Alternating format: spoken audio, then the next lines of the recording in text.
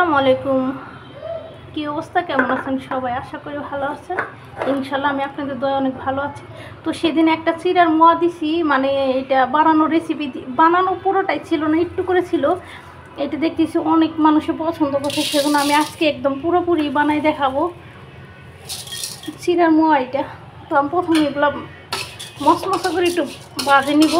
আর এখানে চুলার আঁচটা একদম লো থাকতে হবে, হাই দিয়েও যাবে না। আমি চিড়াগুলো আস্তে আস্তে একটু করে বেঁধে নিব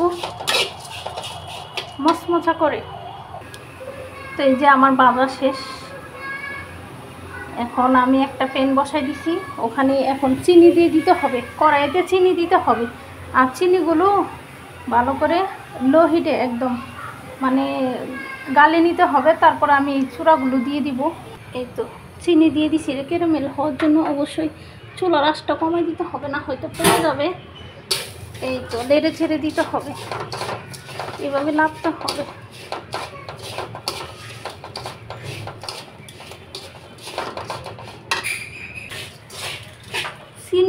চিনিগুলো দিয়ে একদম দ্রুত নাড়াচাড়া করে মিশিয়ে নিতে হবে, একদম দ্রুত,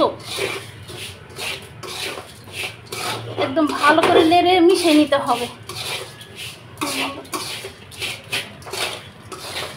এই তো শেষ হয়েছে। এখন দ্রুত এই ঠান্ডা পানিতে হাত দিতে হবে, আর এই যে দ্রুত মিশাইতে হবে। এটা কিন্তু প্রচণ্ড গরম, মানে ধরা যাইতেছে না, এমন গরম, অনেক গরম। তারপরে ধরতে হবে আর মিশাইতে হবে, একটু বেশি গরম। একটা হয়েছে, দ্রুত করতে হবে, অনেক গরম, এটা দ্রুত করতে হবে, মানে এটা ধরাই যায় না, অনেক গরম।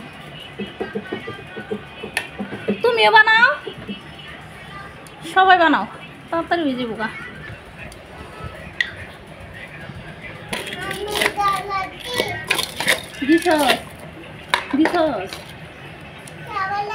এটা অনেক দ্রুত মারতে হবে, এটা প্রচন্ড গরম।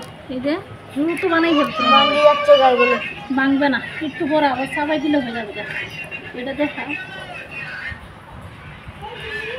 একটু পরে এই যে শক্ত হয়ে যাইতেছে, শক্ত হয়ে যাবে, আর এটাও শক্ত হয়ে যাইতেছে না।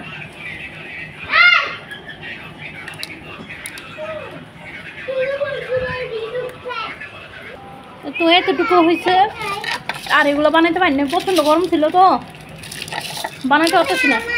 তো এগুলো এমনি খেতে হবে।